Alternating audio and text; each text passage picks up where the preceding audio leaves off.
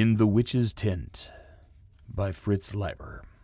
The hag bent over the brazier. Its upward-seeking gray fumes interwove with strands of her downward dangling, tangled black hair. Its glow showed her face to be as dark, jagged-featured, and dirty as the new-dug root clump of a black apple tree. A half-century of brazier heat and smoke had cured it as black, crinkly, and hard as Mingle bacon. Through her splayed nostrils and slack mouth, which showed a few brown teeth like old tree stumps irregularly fencing the gray field of her tongue, she garglingly inhaled and bubblingly expelled the fumes. Such of them as escaped her greedy lungs tortuously found their way to the tent's saggy roof, resting on 7 ribs down-curving from the central pole, and deposited on the ancient rawhide their tiny dole of resin and soot. It is said that such a tent, boiled out after decades, or preferably centuries of use, yields a nauseous liquid which gives a man strange and dangerous visions. Outside the tent's drooping walls radiated the dark, twisty alleys of Illick-Ving, an overgrown and rudely boisterous town, which is the 8th and smallest metropolis of the land of the 8 cities. While overhead there shivered in the chill wind the strange stars of the world of Newan, which is so like and unlike our own world. Inside the tent, 2 barbarian-clad men watched the crouching witch across the brazier. The big man, who had red-blonde hair, stared somber-eyed and intently. The little man, who was dressed all in gray, drooped his eyelids, stifled a yawn, and wrinkled his nose. I don't know which stinks worse, she or the brazier, or maybe it's the whole tent or this alley muck we must sit in. Or perchance her familiar is a skunk. Look, Fufford, if we must consult a sorcerer's personage, we should have sought out Shielba or Ningwabble before we ever sailed from Lankmar across the inner sea.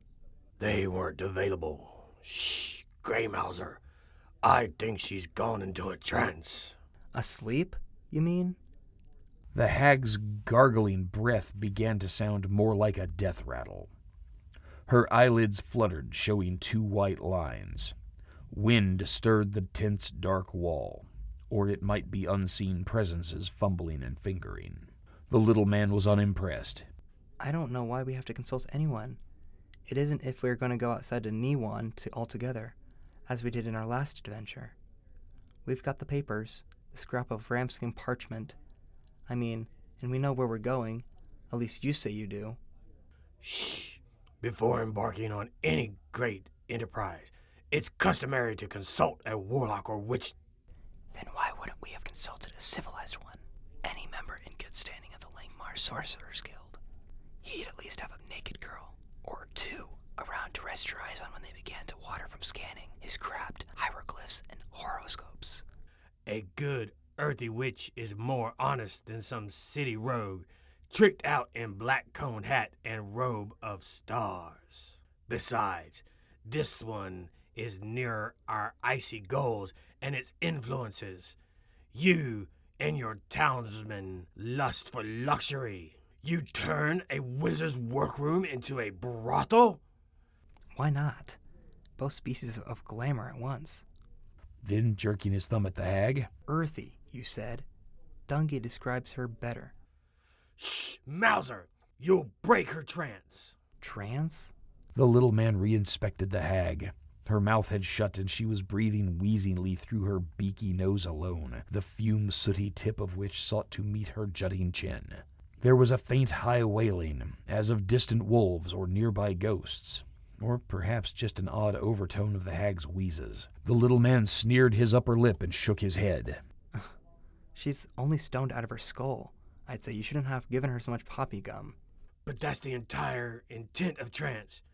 To lash, stone, and otherwise drive the spirit out of the skull and whip it up in mystic mountains so that from their peaks it can spy out the lands of past and future and mayhap's other world.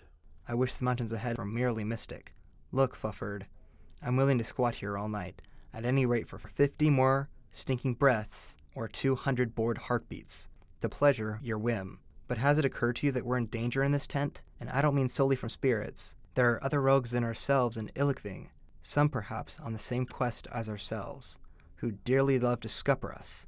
And here on this blind leather hut were deer on a skyline or sitting ducks. Just then the wind came back with its fumblings and fingerings, and in addition a scrabbling that might be that of wind-swayed branch tips, or of dead men's long fingernails a-scratch. But there were faint growlings and wailings, too, and with them stealthy footfalls. Both men thought of the mouser's last warning.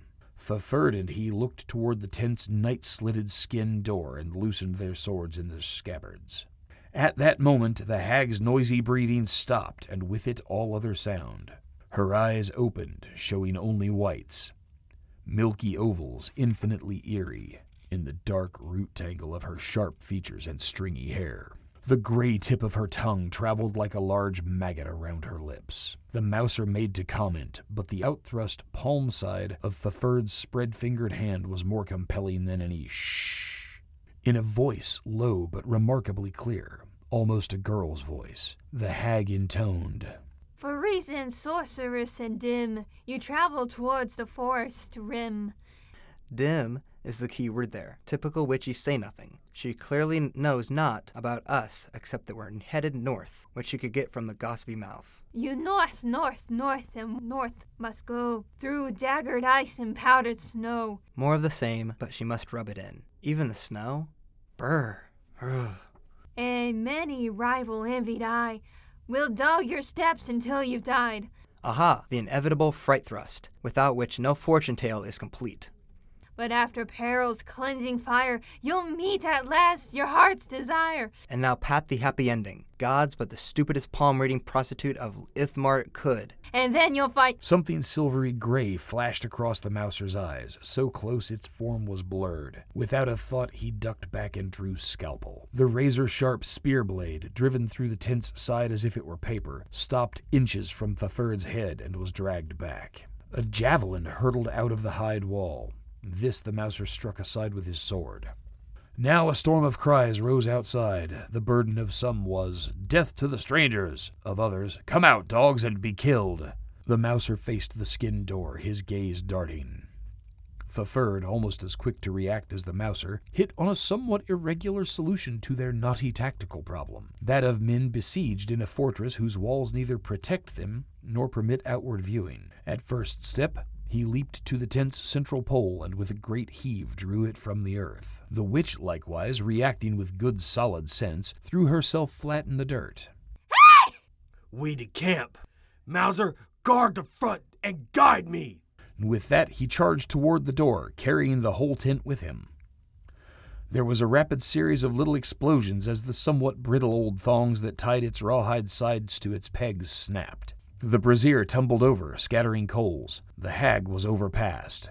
The mouser, running ahead of Faferd, threw wide the door slit. He had to use scalpel at once to parry a sword thrust out of the dark, but with his other hand he kept the door spread. The opposing swordsman was bowled over, perhaps a bit startled at being attacked by the tent. The mouser trod on him. He thought he heard ribs snap as Faferd did the same, which seemed a nice if brutal touch. Then he was crying out, "Veer left now. Faferd, now to the right a little. There's an alley coming up on our left. Be ready to turn sharp into it when I give the word. Now!" And grasping the door's hide edges, the mouser helped swing the tent as Faferd pivoted. From behind came cries of rage and wonder, also a screeching that sounded like the hag, enraged at the theft of her home. My house! The alley was so narrow that the tent's sides dragged against buildings and fences. At the first sign of a soft spot in the dirt underfoot, Faferd drove the tent pole into it, and they both dashed out of the tent, leaving it blocking the alley. The cries behind them suddenly grew louder as their pursuers turned into the alley, but Faferd and the mouser did not run off over swiftly. It seemed certain their attackers would spend considerable time scouting and assaulting the empty tent. They loped together through the outskirts of the sleeping city toward their own well-hidden camp outside it.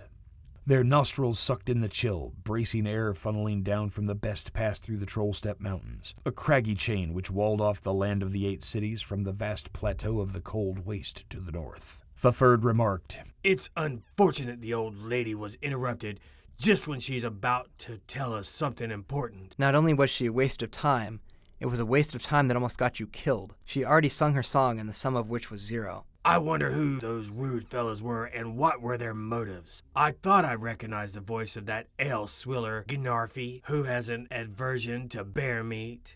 Scoundrels behaving as stupidly as we were. Motives? As soon as impute them to sheep. 10 dolts following an idiot leader. Still, it appears someone doesn't like us. Was that ever news?